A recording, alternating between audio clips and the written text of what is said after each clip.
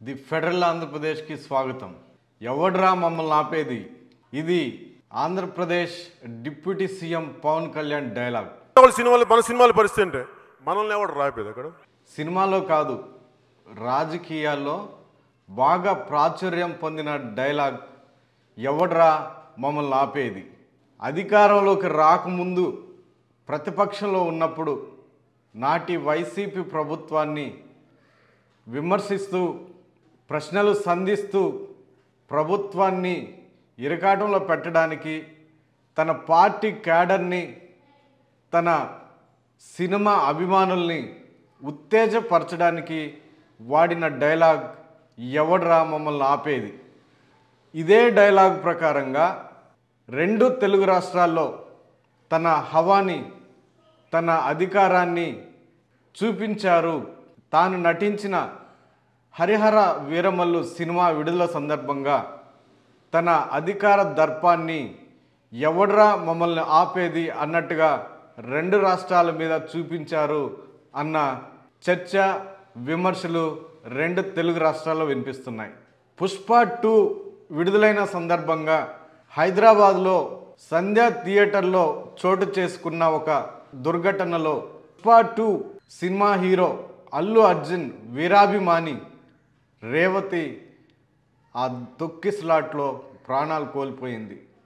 ఆమె కొడుకు ఇంకా ప్రాణాలతో కొట్టుమిట్టాడుతూనే ఉన్నాడు. ఇది జరిగి చాలా నెలలైంది. ఆ దుర్ఘటన సందర్భంగా అటు తెలంగాణ ప్రభుత్వం ఇటు ఆంధ్రప్రదేశ్ ప్రభుత్వం ప్రీమియర్ షోలు బంద్ చేయాలి, వీటికి అవకాశం ఇవ్వకూడదు అని కఠినమైన నిర్ణయాలు తీసుకున్నాయి. ఆంధ్రప్రదేశ్లో ఆ సమయంలో పవన్ కళ్యాణ్ గారు కూడా దీని మీద స్పందించారు, సానుభూతిని కూడా వ్యక్తం చేశారు. అయితే తాను నటించినటువంటి హరిహర వీరమల్లు సినిమాకు మాత్రం ఈ నిర్ణయాలు, ఈ నిబంధనలన్నీ బద్దలయ్యాయి. తన అధికారాన్ని ఉపయోగించి రెండు తెలుగు రాష్ట్రాల్లో దిగ్విజయంగా ప్రీమియర్ షోలు నిర్వహించుకోగలిగారు.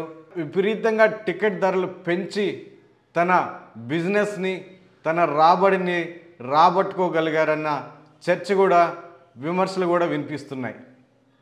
ఇది ఒకవైపు అయితే, గతంలో ఎన్టీఆర్ ముఖ్యమంత్రిగా ఉన్నప్పుడు నందమూరి తారక రామారావు గారు కూడా సినిమా ఫీల్డ్ నుంచే వచ్చారు. కానీ ఎప్పుడు ఆయన తన సినిమాల కోసం టికెట్ ధరలు పెంచింది లేదు, ప్రీమియర్ షోలు వేసింది లేదు, తన అభిమానులు కానీ పార్టీ శ్రేణులను కానీ తన సినిమాని ప్రమోట్ చేయాలని చెప్పింది లేదు.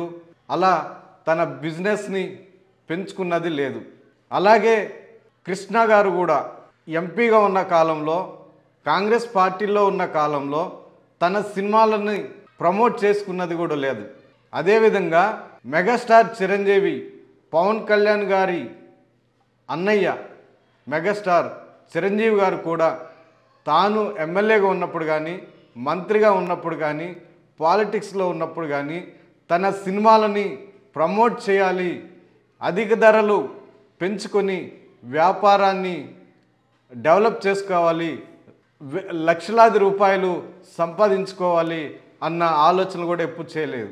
కానీ పవన్ కళ్యాణ్ మాత్రం ఒకవైపు తన సినిమాలని ప్రమోట్ చేసుకోవడం కానీ, తాను నటించిన సినిమాలను వచ్చి చూడండి చెప్పుకోవడం కానీ తనకి ఇష్టం లేదు అని చెప్పుకుంటూనే, మరోవైపు తన పార్టీ శ్రేణులను ప్రభుత్వ పరంగాను హరిహర వీరమల్లు టికెట్ల ధరలు పెంచుకోవడంలోనూ అధిక రాబడులు రాబట్టుకోవడంలో కూడా తన అధికార దర్పాన్ని ఉపయోగించుకున్నారు అన్న చర్చ ఆంధ్రప్రదేశ్లోనే కాదు, తెలుగు రాష్ట్రాల్లోనూ తెలుగు ప్రేక్షకుల్లో కూడా వినిపిస్తూ ఉంది.